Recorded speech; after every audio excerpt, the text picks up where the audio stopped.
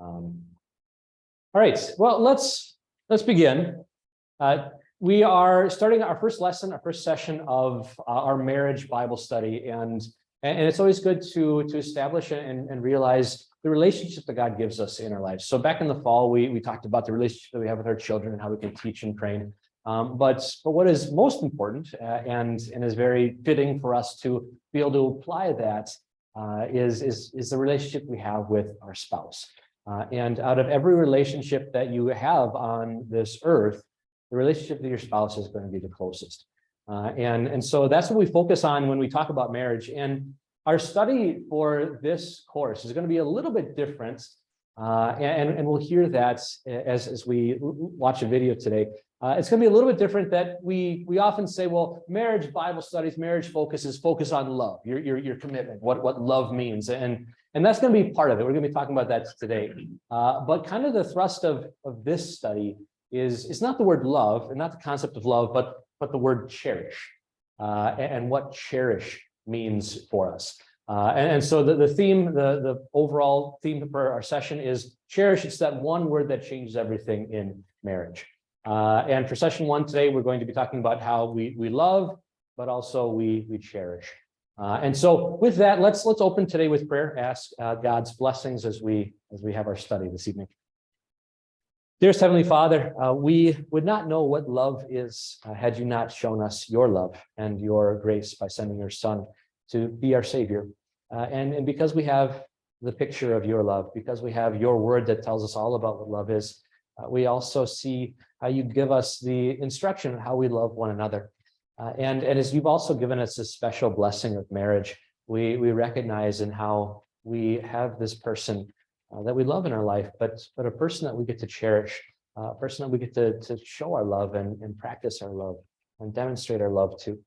And so we ask, Lord, that you bless us in our study tonight and over these next few weeks as we can discuss with our spouse and discuss here as a group together how we can learn from your word and be able to cherish one another, to really enjoy one another and marvel at the blessed gift that you have given to us in our spouse.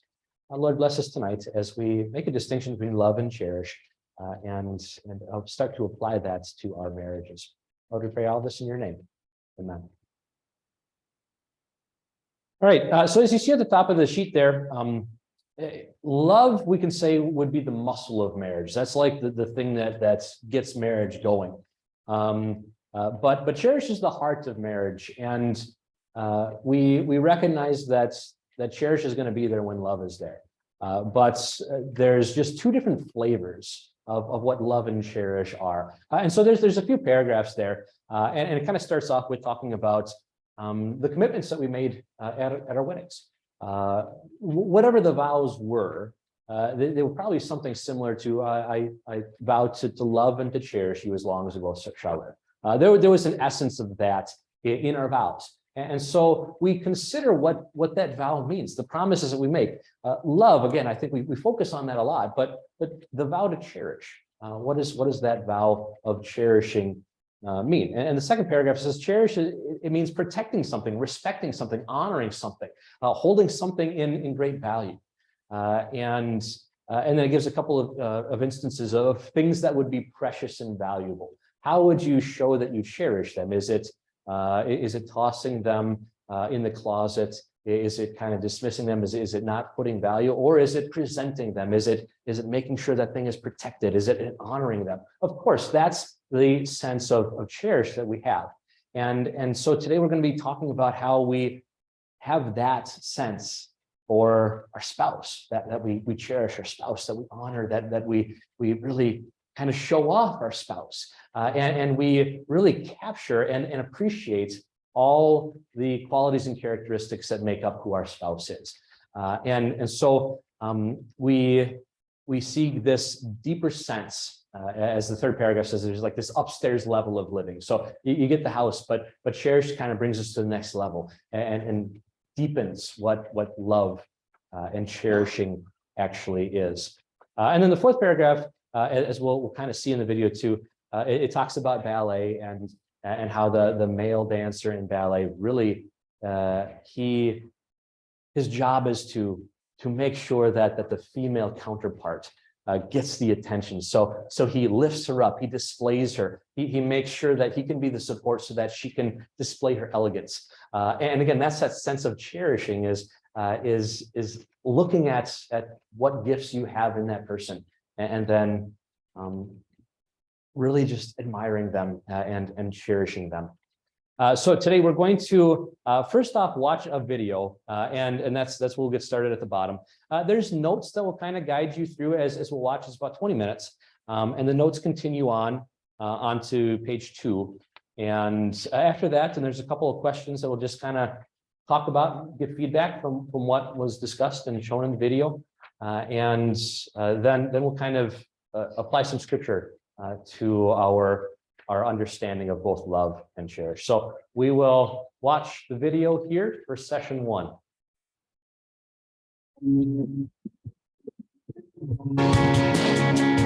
Famed Russian-born ballet choreographer and dancer George Balanchine liked to say, "The ballet is woman." What he meant by that is that particularly in couples dancing, the most successful male dancers understood their job is to support the ballerina, to twist her, to turn her, to catch her, to support her, so that she can do more with his support than she possibly could on her own. He said elsewhere that my job is to make the beautiful yet more beautiful. He needs to know her strengths, to showcase those strengths, and to take his joy from seeing others enjoy her. The ballet goes beyond the head, straight to the soul. It's not just about fantastic athletes with unbelievable command of their bodies. There's something about ballet that captures our hearts, that leads to wonder. It's beautiful, mesmerizing, and the athletics are nearly buried in the beauty of the art. That's what it means to cherish in marriage. Love is the athletics of marriage. Cherish is the ballet, the wonder, the art, the mesmerizing aspect of romance. Love in marriage is wonderful. It's the foundation of every marriage. But cherish provides the artistry. Cherish is even better.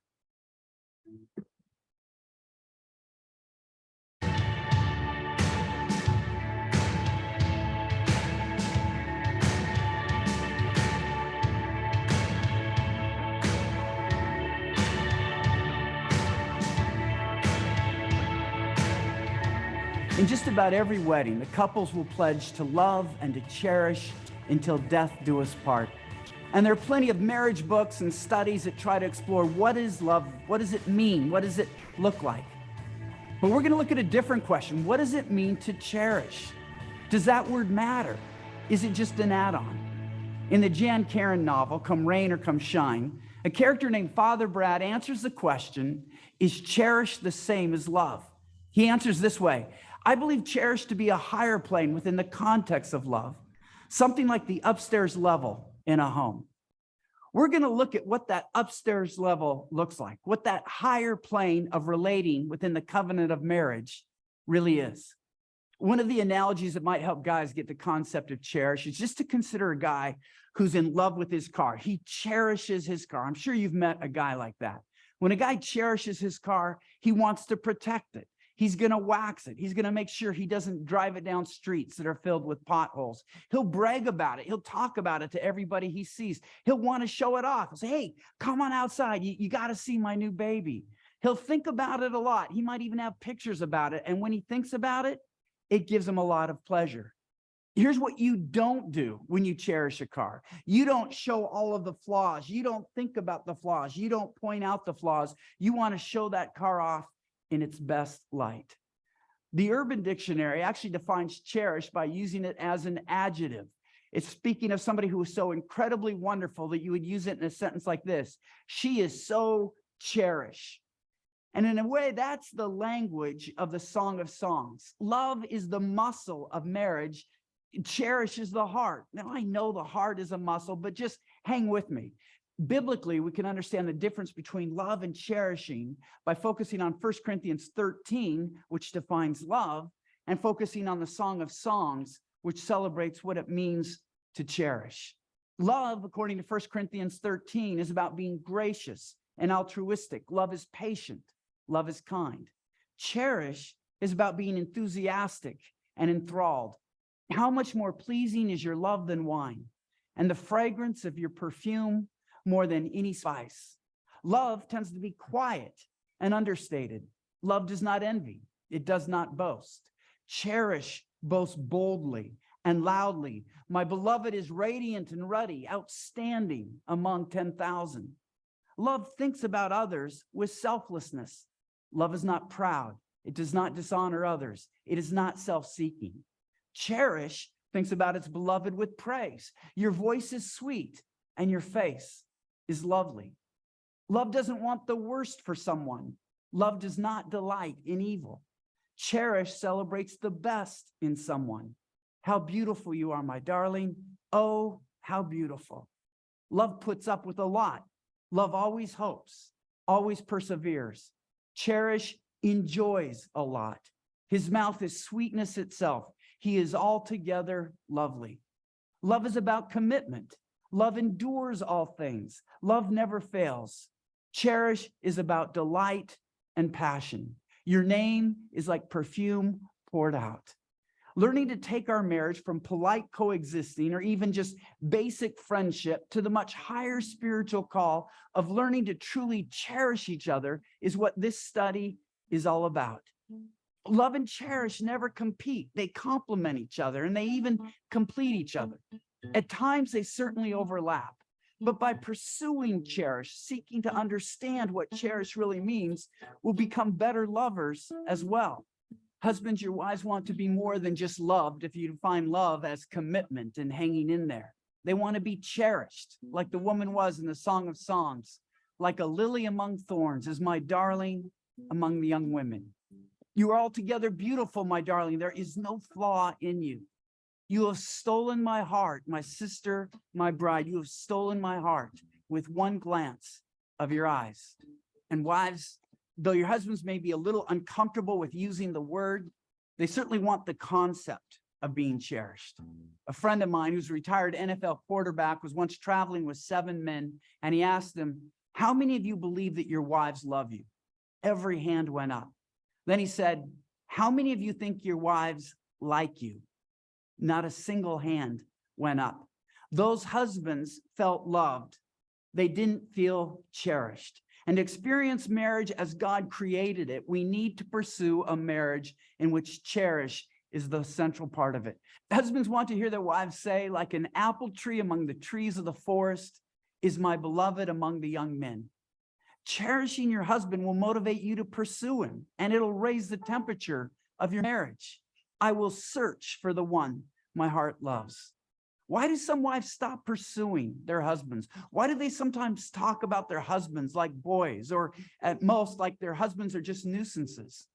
It's because they've stopped cherishing their husbands. They're committed to loving their husbands, but they've stopped short of cherishing. The good news is that cherishing your spouse is something you can learn to do. As we'll see, God is more than capable of teaching us and empowering us to treat and cherish our spouses the way he treats and cherishes us.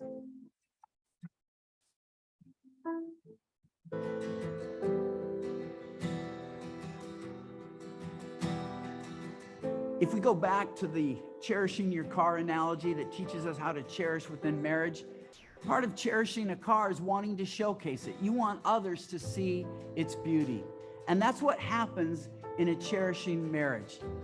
It happened for 2 friends of mine, Hugh and Kathy Ross. Dr. Hugh Ross is a Canadian-American astrophysicist. He gave a brilliant presentation at Second Baptist Church in Houston, Texas, that left most of us thinking that we were operating with just a different species of brain. We were mesmerized as he made it seem patently absurd to not believe in God from science alone. And he would draw out equations and throw out facts, not from prepared notes, but just speaking to spontaneous questions. And yet in the midst of this amazing presentation, he sort of let loose that he scores up there on the autistic scale. I stole away and introduced myself to Kathy, asked her to tell me the story about how they met and how their marriage has worked. And Kathy recounted how she met this brilliant young Caltech researcher doing his postdoctoral studies while volunteering at a church. She saw that he had an incredible ministry, but the autistic tendencies were holding him back a little bit. And Hugh started to ask her advice. And so Kathy just reeled off a lot of points where she thought he could improve. She did it with much more grace and tact than I'm about to do. But basically, she said things like this: Hugh, let's start with the haircut. You need to get it redone. And then we're going to talk about the clothes. Stripes don't go with plaid, and your pants should cover your socks. Not to mention, you should have socks that match your pants. And try to use personal examples when you speak. After you explain a principle or a concept, use a personal example so people can relate to it. And Hugh, this is really important. When you're talking to people, look at them. It makes a huge difference. Hugh literally took out a 3x5 note card and he just started writing it down: a haircut, pants, plaids, personal examples, look people in the eye. Got it. So Hugh went out and got another haircut, telling the person, just make it look normal. Then he went to Macy's and he asked the saleswoman to pick out a couple outfits that he could just wear without having to put together. And suddenly his ministry started to take on a new significance and a new impact. And he was thrilled with it. And so he went to Kathy, who was very interested at this point, but she wondered, how could such a brilliant man be interested in me? And here was Hugh's romantic invitation. He said, Kathy, it's been so helpful talking with you. Now, I only have one day off a week between my postdoctoral studies and volunteering at the church, but would you like to spend that one day a week getting to know each other better? Believe it or not, that invitation was enough to melt her heart. They started dating, have never broken up since, and it's been an incredible match where Hugh has been far more effective than he would have been with Kathy supporting him, and Kathy believing that she's had a far more significant ministry by joining with Hugh and helping him be more effective in his ministry. When I described the marriage's ballet metaphor to Kathy, her eyes lit up, and here's why it works. They showcase each other. Hugh doesn't fault Kathy for not being an astrophysicist. And Kathy doesn't expect Hugh to act like a man who doesn't have some lingering effects of autism. Rather than having their love diminished by each other's imperfections, Kathy and Hugh cherish each other's gifts. They showcase those gifts, and thus they enhance their gifts. Together, they marvel at what God has done. The two of them have become far more as a team than either one ever would have been as an individual. In other words, the beautiful has become yet more beautiful.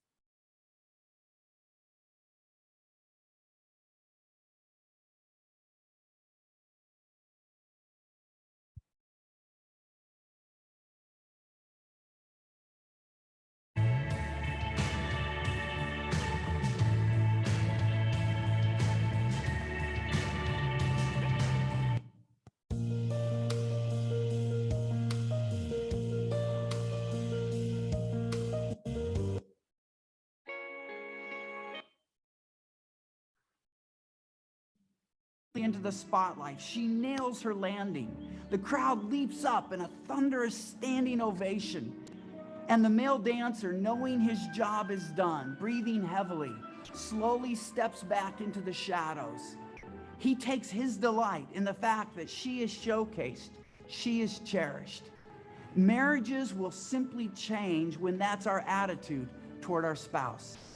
Men, ask yourselves, how do I support my wife just like that so that she can be more because she knows she's supported by me? Wives, what if your husbands knew that when they went out there into the world and then when they were at home, that they knew you had their back, you saw the best, you were supporting them, helping them to become more than they could possibly be on their own? A brilliant ballerina was once asked what her dance meant. Her response was funny. She said, if I could tell you, I wouldn't have to dance it. And that's the difficulty of cherish. Cherish isn't easy to define.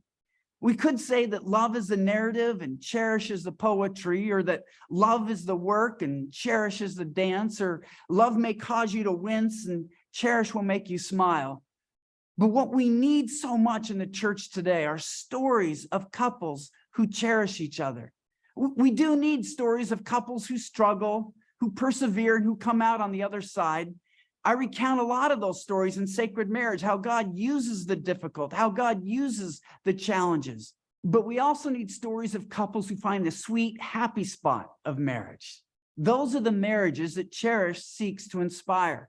You know, if you go back to first century sculpture, there was Roman sculpture and Greek sculpture. The thing that distinguished them is that Roman sculpture was more realistic because it was based on real people. You would see pockmarked faces, you would see chubby people, you would see bald men. Greek sculpture was based on the ideal. They idealized gods, they idealized athletes. And so it was really the most beautiful, the strongest, in some ways, even the unreal.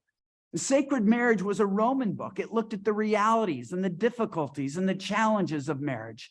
Cherish looks at the idealized form. How can we be at our highest and best? The kind of marriages that inspire us. Most of us don't want marriages where we grit our teeth and tolerate each other just because God's word says we don't qualify for a divorce. Most of us don't want marriages where our spouses really don't like us, much less respect us. We want to be cherished, and we want to be married to someone we cherish. And I'm suggesting it's possible to get to that point if we want to, even if we've stopped cherishing each other.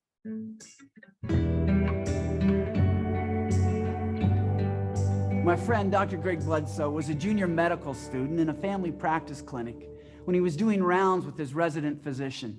Eventually, he and the doctor walked into the room of an elderly female patient and her husband. The patient was close to 80 years old and wheelchair bound. Her limbs were contracted with neuromuscular disease, and she sat tilted to the side with her mouth agape, drooling.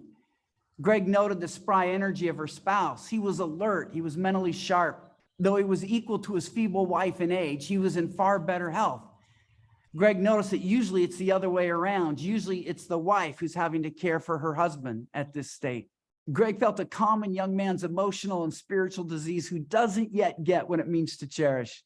I must confess, he said, I felt sorry for this husband. The husband seemed to be in good spirits, even while wiping the drool off his wife's chin. Knowing the around-the-clock care such patients required, Greg also knew the exhausting demands placed on his husband. He glanced at her records and he saw she still lived at home with him. This husband was her primary sole caregiver. And Greg found himself saying, please, God, not me, ever. The resident physician received a page and stepped into the hallway to answer it, which left Greg and the patient standing there all alone. And Greg felt awkward. He didn't have anything he could add at this point. He wasn't far enough in his training to really offer anything of help. The awkwardness was broken by an enthusiastic exclamation from the husband. She's my fishing buddy, you know, he said. Sorry? Greg asked. She's my fishing buddy. Me and her, we fished all over. We'd go set trot lines over in that lake over there. Yes, sir. Me and her, we fished all over. We've been married for over 50 years. Greg stared at the man and was shocked. He was beaming as he recounted their history together. Greg reflects, for the next 10 minutes, I was transfixed as this man, who moments before I had pitied, regaled me with story after story of his life together with his wife. It was incredible. What was even more incredible, however, was the change that occurred in me. Watching this elderly man caress his wife's hand, kiss her cheek, wipe away her drool, and joyfully recount their lives together provoked a powerful transformation of perspective within me. Gone was any semblance of pity. Instead, in its place, was envy. This senior citizen cherished his drooling, mentally absent, severely wrinkled, and elderly wife. And a much younger doctor envied the way this older man looked at, talked about his octogenarian wife. To the older man, wiping the drool off his wife's cheek was no different than when he was 20 years old and he would lovingly wipe a little bit of ice cream off after one of their dates. We live in a culture that is infatuated with infatuation. But here's the thing our world doesn't understand. Cherish is even better than infatuation. Real intimacy is being fully known and fully accepted, and you can't accept somebody you don't yet fully know, and that's what infatuation makes impossible. It leads to what those who study our brain call idealization, where you're relating to someone who doesn't even really exist. Cherish is based on authenticity, knowing someone, preferring someone, choosing someone, and creating a heart and mind that prefers someone above others until they're the only person for you. Cherish can take your marriage to a new place. You can learn to cherish your spouse. You can be in a marriage where you are cherished and make young people actually envious. So they might pity you in your state, thinking you've lost everything that love holds most dear. We can show them that cherish is even better.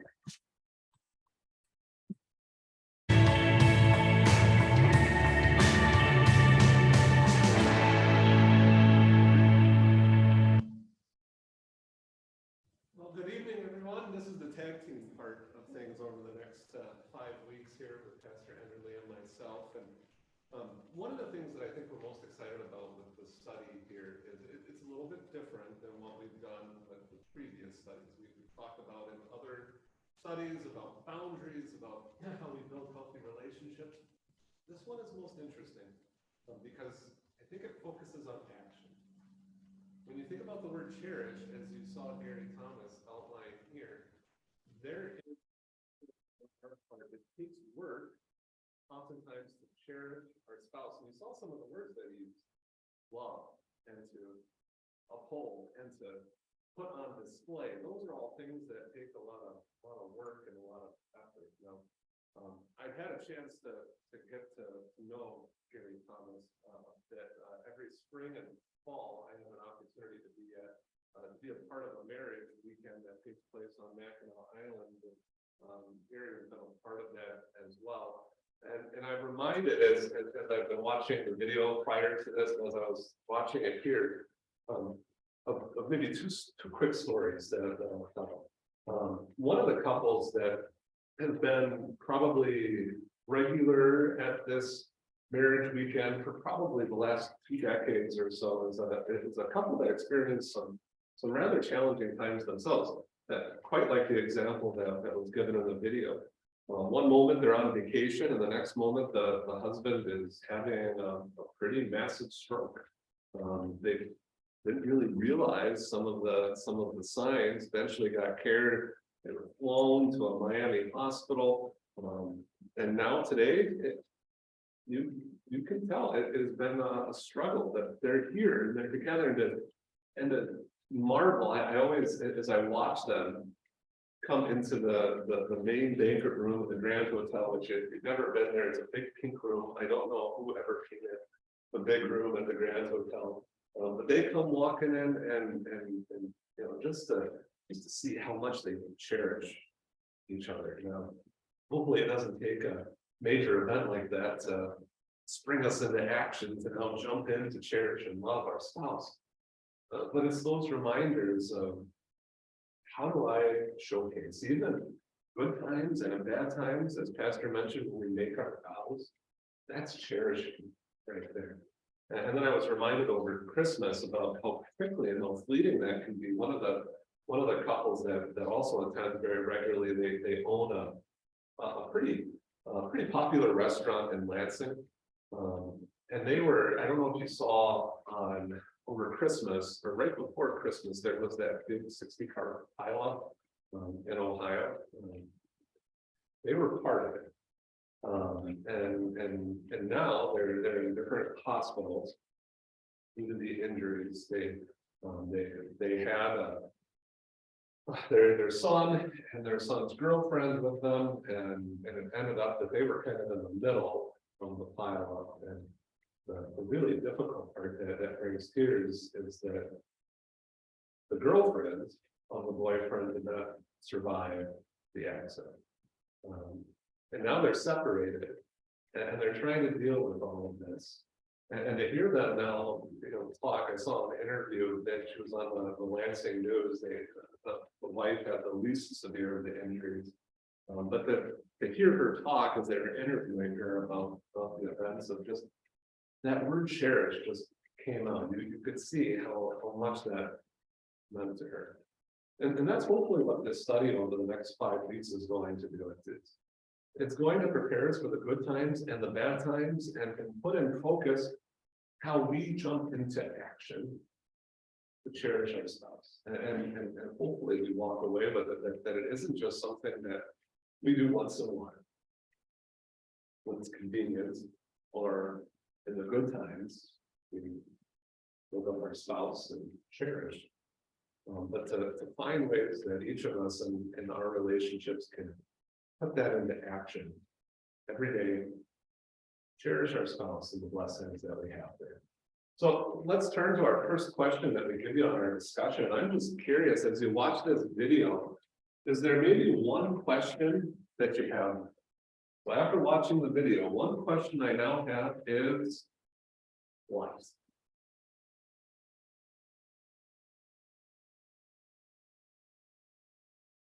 Start calling on people here. So.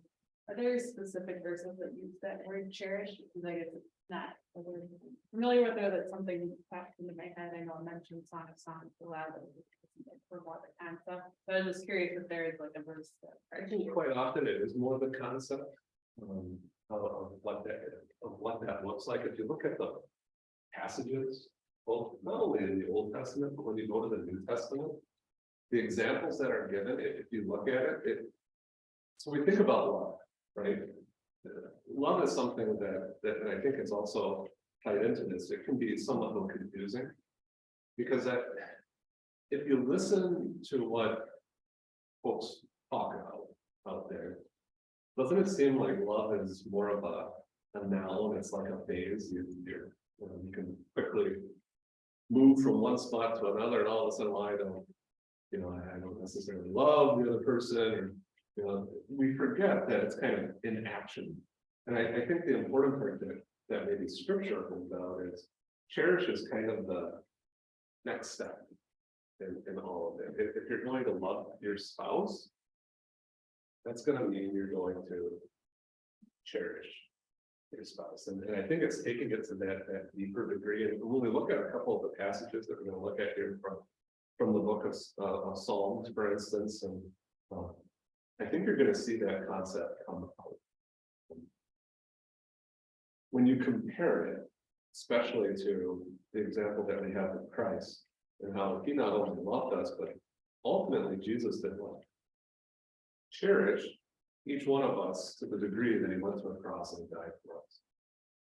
And that's the example that I think carries through here. Although we might not have very, there's not specific, details of how we can apply that. I think the concept is very clear on what that next level in those passages look like. As Pastor Enderlin walks us through a couple of the passages, I think you're going to see that pretty clearly. If we're not already cherishing them, how do we get there? Yeah, so what's kind of that next step, or maybe we're doing it, but how do I maybe get a little bit better at the cherishing part? I think it's a good question to ask. And others. I'm going to tie off the concept that we just brought here. This is one that I wrestle with and think about enough, because I look at I think there's some self-examination that takes place here too. How can I do a better job of demonstrating this on a day-to-day basis? And maybe just even thinking through the course of your own day. Life gets super busy, it gets super hectic. You're trying to deal with this and this and this and this. And how would I rate myself at the end of the day? How did I cherish the most important person walking side by side? And for me, as I thought about this, it was how do I do a better job at carrying that through? Let's take a look at the second question. I'm wondering even if there was a line that caught you, if there was a brief thought that you saw in the video that kind of just jumped off the page to you. Is there anything in particular that you said, oh, that was interesting? Or an older couple that you see that. Well, and in your everyday, It's so beautiful. no, I got lost a little bit on the whole ballet conversation. That's a world that be completely foreign. I don't think I could do a twirl or a twist or anything in those degrees. But the interesting part in all of it is the picture, the showcase.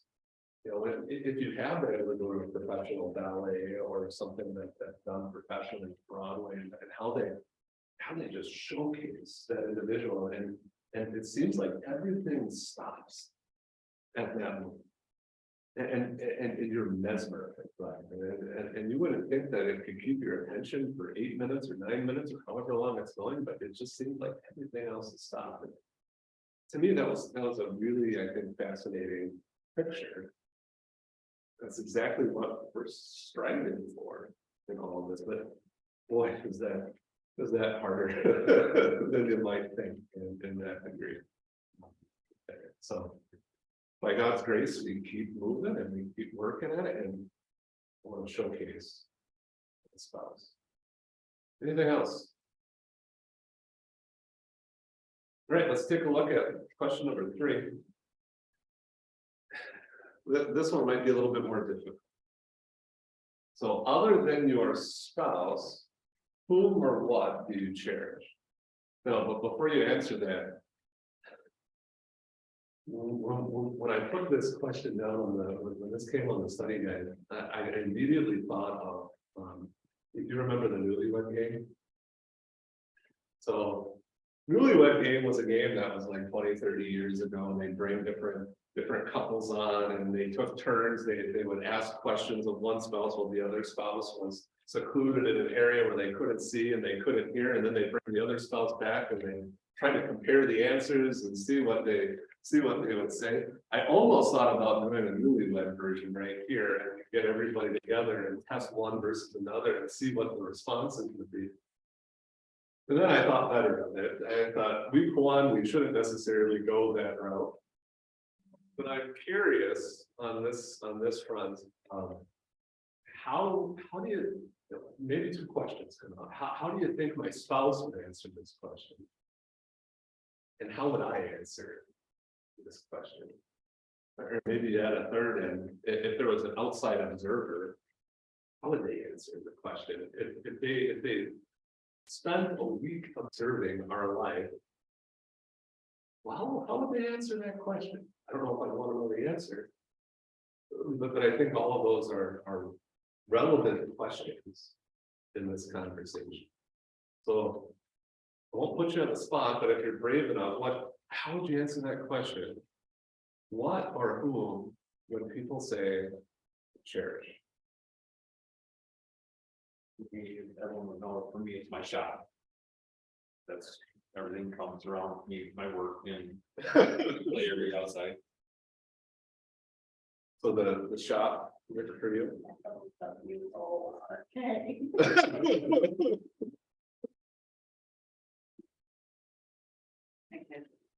Kids.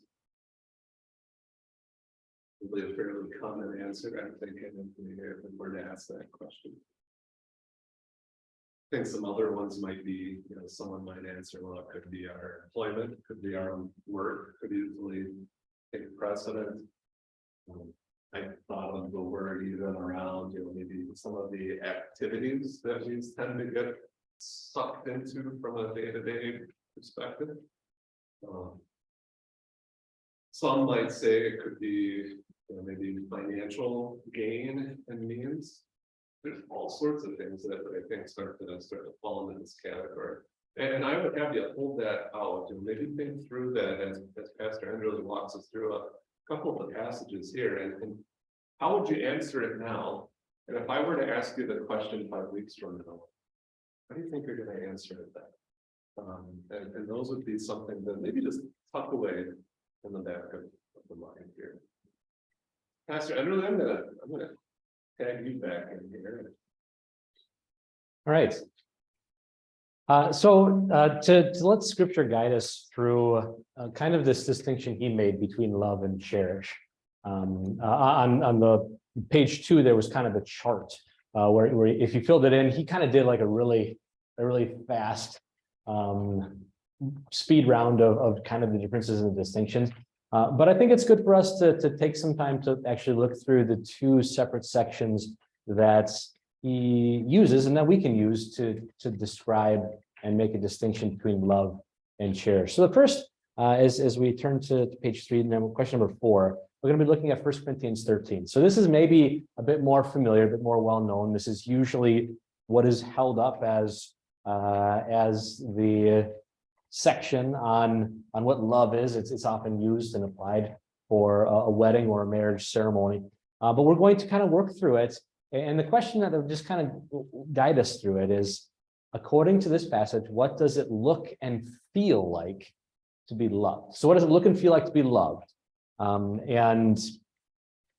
take a couple of volunteers, maybe if you're willing, but I'll get us started with that first paragraph, beginning at verse 1. It says, if I speak in the tongue of men and of angels, but do not have love, I become a noisy gong or a clanging cymbal. If I have the gift of prophecy and know all the mysteries and have all knowledge, if I have all faith so that as to move mountains, but I do not have love, I am nothing.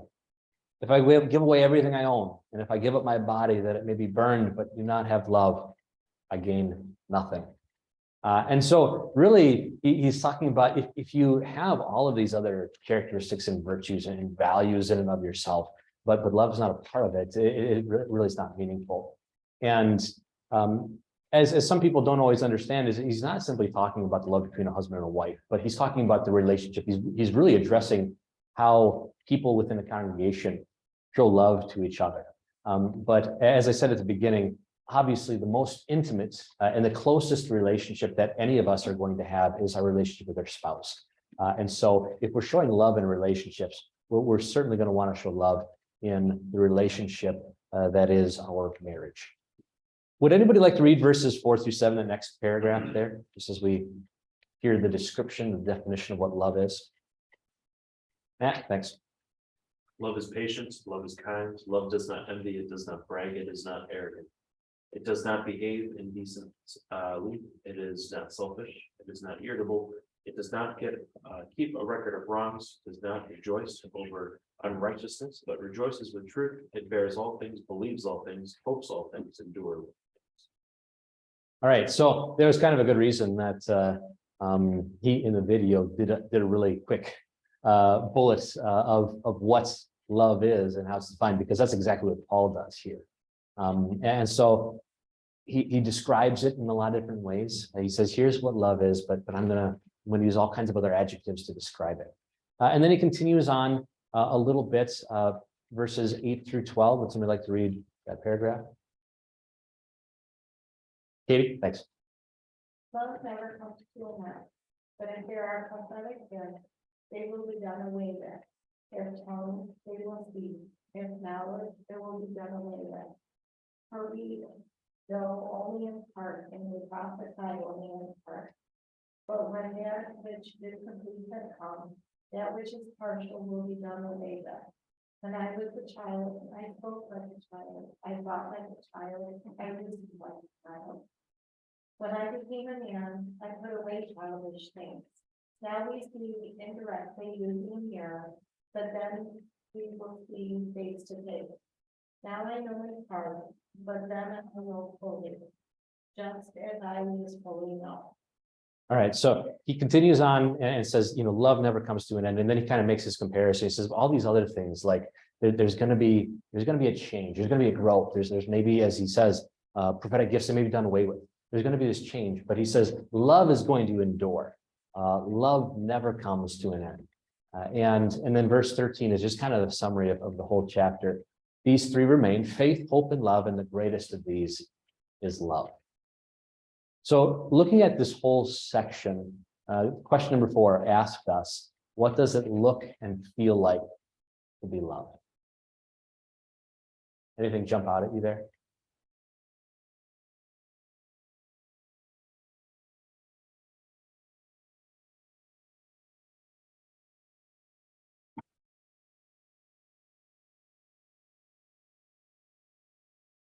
Yeah.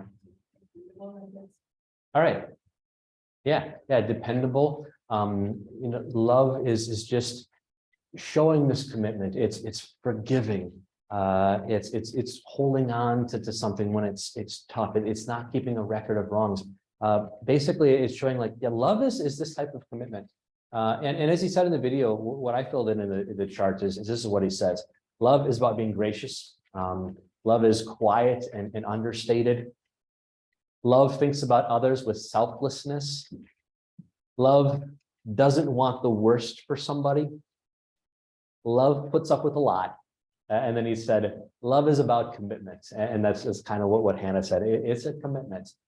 It's putting up with a lot, and it's recognizing you're in a relationship with a sinner. And because you're in a relationship with a sinner, you're gonna have to be patient. Because you're in a relationship with a sinner, you're gonna have to be forgiving.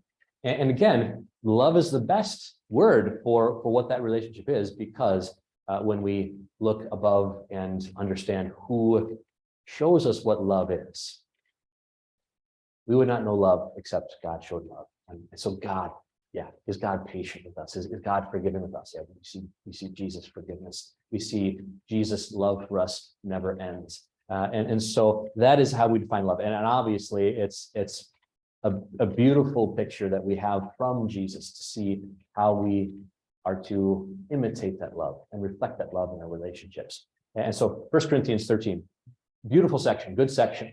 But as we said, we're talking about cherishing here. So let's look at maybe it from a different side of the coin and say, all right, we're loving in our relationship, we're loving to our spouse, but are we cherishing? What does cherishing look like? So we're now looking at Song of Songs or Song of Solomon, chapter 1. And really it's kind of this back and forth. And so according to this section, according to this passage, and it continues on in the next page too, what does it look and feel like to be cherished? Would I have two volunteers, maybe a couple, to read the man and the woman parts?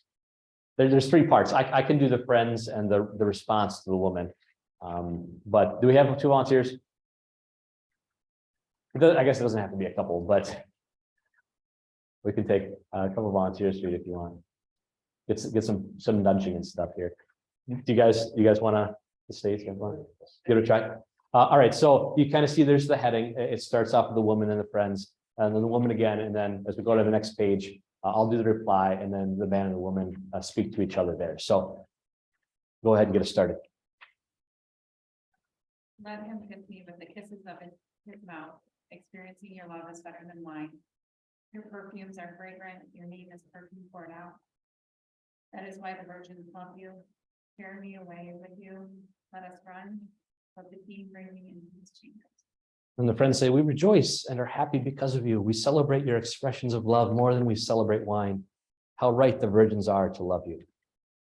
Dark am I, but lovely, O daughters of truth. Dark like the tent of Yep. Like the tent curtains of Solomon. Do not stare at me because I am dark, because the sun gazed at me. My mother's sons were angry with me.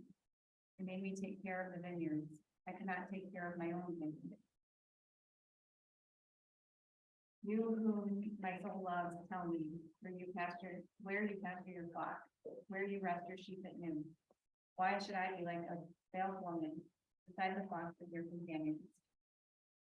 If you do not know, most beautiful women, go out and follow the tracks of the flock and raise your young goats by the dwelling of the shepherds.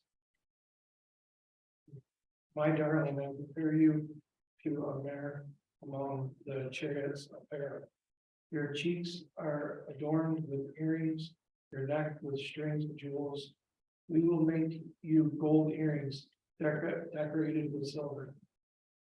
While the king was at his couch, my myrrh gave off its fragrance. My lover is to me a sachet of myrrh, spending the night between my breasts. My lover is to me a cluster of henna, blossoms from the vineyards of Engedi. How beautiful you are, my darling. How beautiful, your eyes are doves. How beautiful you are, my lover. How delightful. Yes, our bed is fresh. The beams of our house are cedar. Our rafters are fern. All right, thank you for participating in that. As you guys read it, as everybody else listened, obviously a little bit different from 1 Corinthians 13. But according to this section, as we read and heard, what does it look like and feel like we cherish?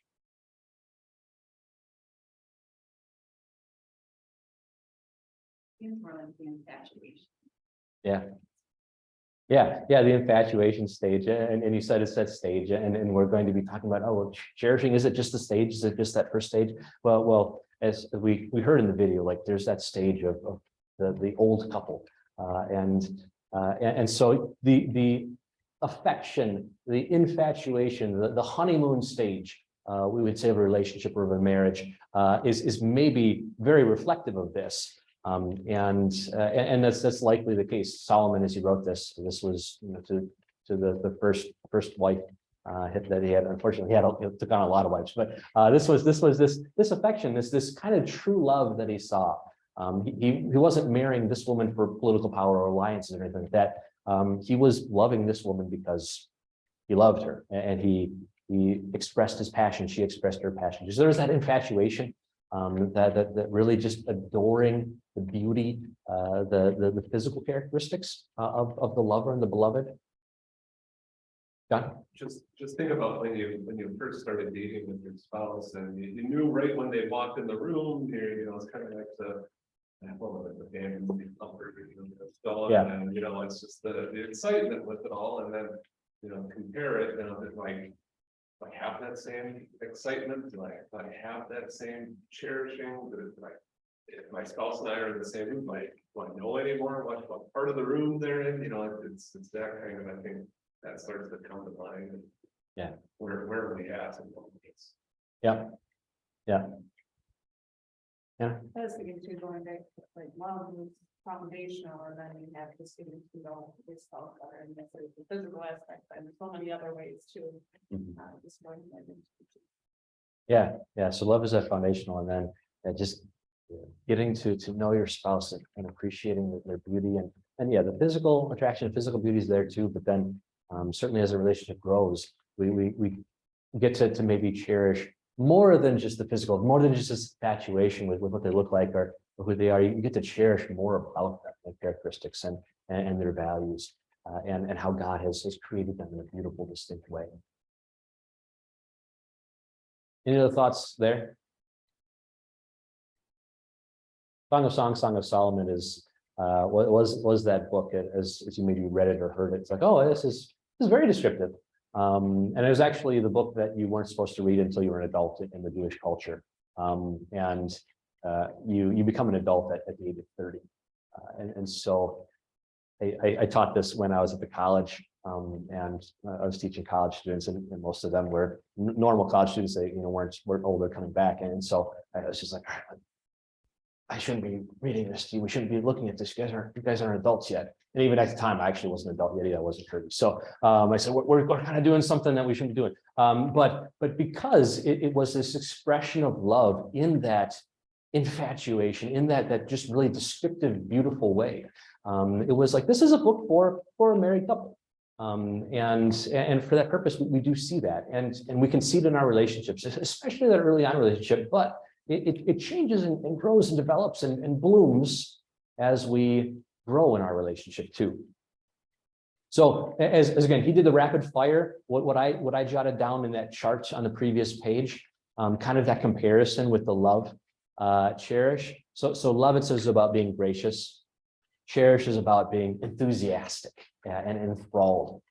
Love was quiet and understated, and cherish just boasts boldly and loudly. Love thinks about others with selflessness. Cherish thinks about the beloved with praise. Love doesn't want the worst for somebody. Cherish wants the best for somebody. So putting it in the positive as opposed to the negative. Love puts up with a lot. Cherish enjoys a lot. And then love is about commitment. Cherish is about delight and passion. So again, we kind of see the definition or description of those two. Not that the love addresses the negative, but love is that commitment when it's going to get hard, and cherish is just really, it's a commitment too, but it's commitment, again, not a positive negative sense completely, but this commitment of I delight in you, I rejoice in you, I praise you, and I'm going to boldly proclaim my love for you as I cherish you. Any other thoughts, comments there? All right, just as we think about cherish, and as we've kind of defined and described it, number 6, when was a moment in your life when you remembered being cherished? It was maybe by your spouse, maybe by a family member, maybe by a friend. And then also, have you felt cherished, or how have you felt cherished by God? Any moments that jump out at you that, as we've described and defined, cherished in a way that we maybe can share?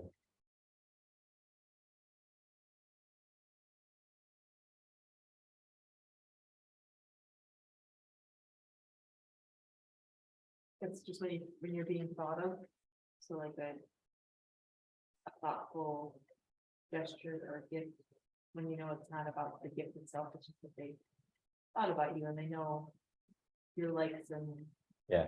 passions, and they took the time to do something for you. Yeah, yeah. There are a couple of things highlighted there, right? They know you. They know something particular about you. They took the time, and it doesn't have to be a big thing, right? It does. It can be certainly a small thing. And then they gave it to you, and it's not about the gift, but for them to say, "I know you. I know you like this. I took time to make sure I get to give this to you." It's just a way to show that we feel cherished. It would be kind of like, with Valentine's Day coming up, it's to know your spouse. What does your spouse like? How do they like to spend that day? How do they like to spend time together? It would be, saying, all right, well, my spouse doesn't like chocolate, doesn't like to see flowers die in front of them on their kitchen table every day. And then the spouse say, like, all right, well, I'm going to go get her the box of chocolates and flowers. And you're like, all right, well, is that really cherishing? Like, you're not really showing that you acknowledge what they like. But if there are those things that they like, then you say, all right, well, this is how I get to show you and show that I know you. And that is meaningful. Yeah, for sure. Yeah. Actually, when I saw Rick and Katie's lights over Christmas and something Katie said really stuck with me, and they were showing us their lights, and she told me how she went and she found some stuff for Rick, and I said, wow, it's pretty good that you're encouraging something he's passionate about. She's like, I would expect you to do the same for me. And so I just thought I made that comment to Pastor, like, wow, that's a really good example of a loving Christian marriage. That she was looking for his interests and she expected. Yeah. There's a plug for their lights. If you ever want to see. Plug for the lights. Yeah. Yeah, no, great example. Yeah.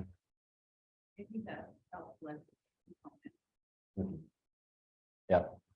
Yeah, the selfless component, that you'll do something for them, even if you have to go out of your way to do it. You'll do something for them, even if, John was talking about the ballet is not something, I don't know if Melissa likes the ballet, but if Melissa liked the ballet, John would make that commitment, like, all right, I'm not going to get anything out of it, but I'll go because, she wants to go. And it's that sort of thing. It's that showing that commitment that you're being selfless. And that's, again, we're defining love, really what love is. Love is putting somebody else above yourself, putting somebody's needs, somebody's wants, somebody's desires above your own needs, wants, and desires.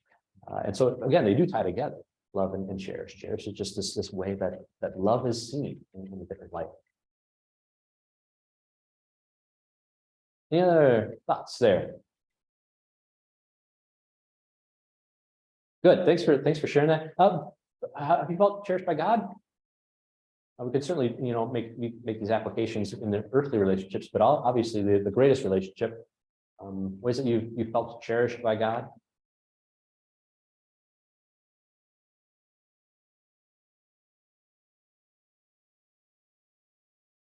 A little different to apply, right? That it's not, God gets us the things that we like. It's not that all of a sudden you have your front door, like, I like dark chocolates and there's a packet from God. You're welcome. It's not that, but obviously we open up God's word, right? And he says, this is how I cherish you. Your needs above my own. And I'm sacrificing myself. So yeah, the selflessness, the perfect illustration is Christ, right? That's love. John? As I read through Psalm 139, I see constantly in here how God knows me. Doesn't matter where it is, how far I am, he knows my needs. And what an example for myself as a spouse of to go and know the needs of my spouse and try to show that it's saying, well, I think is a good example for us. Yeah. Yeah. So you brought us to number 7. I know we're kind of right at time here. So Psalm 139 does express that love. Lord, you know me. You know when I sit down, when I get up. You know, you understand my thoughts from far away. You keep track of when I travel, when I stay. You're familiar with all my ways. Before there's a word on my tongue, Lord, you know it completely. So just really cherishing is knowing that person. Here we have this description of God. I know you. The next section, God is present everywhere.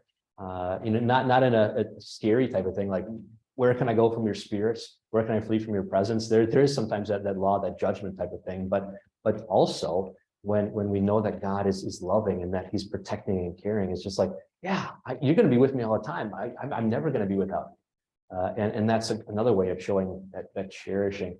And then God is powerful and good. So we're running through this quickly. Yeah, verse 14, your works are wonderful. My soul knows that very well. And just kind of bringing it to this cherishing before anybody else really knew us. In verse 15, my bones were not hidden from you when I was made in the secret place, when I was woven together in the depths of the earth. Your eyes saw my unfinished body. In your book, all of them were written. Days were determined before any of them existed. So again, we talk about this special relationship we have with our earthly spouse and other earthly relationships and how they come to know us. But God is saying, I cherish you. I knew you completely before anybody else did. As you were being formed in the womb, as you were being put together, I knew you completely. And that's just a beautiful picture, a beautiful description of God showing, this is how much I love. And that'll go on to him showing, I'm going to demonstrate it too in these amazing ways as I send my son for you in love. Do we want to take just a couple minutes as we finish up here, John, or? I think we can jump to Yep. maybe just as some homework. I'm going to come close so that people online can hear too. Yeah. As maybe a couple this week, take a look at the group activity. Come up with some ideas, and I think this is a good thing to talk about. Of how do you feel cherished as a spouse, and share it with your spouse. Let them know, if I could do something for you, what could I do? And just talk about that, and then perhaps next week we can share some ideas as we get back together and use that as our starting spot. And then before Pastor maybe leads us in kind of a closing prayer thought, we do a special activity at the end of our marriage class here. So on February 10th, Friday, we host what's called an ultimate date night. So it's a night where we bring dinner in here. You don't have to cook, just find a sitter for the kids and come on in. 6:30 is the dinner that we bring in. At 7:30, we bring in entertainment. So last year we were privileged to have a comedian, Keith Fields, here with us. And as I was looking for entertainment this year, the best I was coming up with was a Jackson 5 impersonation group. And I thought, well, this may not be the way we want to go. So I reached back out to Keith, and he and his wife are going to come in. It's a completely different show. He is a ton of laughs, and his wife will be so as well. And so it's a fun evening. Mark it on your calendars. We'd love to have as many as possible here for that kind of fun night. Celebrate yourself as a couple, and maybe next year I'll bring the Jackson 5. There we go. Yep. He laid that out for you, the carrot at the end of the stick. All right, Jackson 5 next year. All right. So you see there actually the closing prayers, a few bullet points. Certainly as you head home and throughout tonight and throughout the week, you can kind of pray together some of these directions or directives that we can ask God to. But let's just turn to God in prayer as we close today. Dearest Heavenly Father, we know your love because you have revealed it to us in your word. You have revealed it to us in your Son. And you also give us a special blessing of marriage in our lives here on this earth. We thank you that in marriage, we get to reflect your love towards that special person. And as we show our love, we also get to cherish that person, gets to value how you have beautifully made them in physical, emotional, mental, and spiritual ways. And ask that you help to continue to show us ways that we can love one another and cherish one another. And continue to build us up as we get to know each other, as we get to know you and your love. Help us to be reflective. And may we go out today having been enriched by your word and by our opportunity to discuss with other couples here what love and cherishing look like. Lord, we pray all of this in your name, and we ask that you bless us through the week and bring us back next week for another study around your word. Amen. All right, thank you.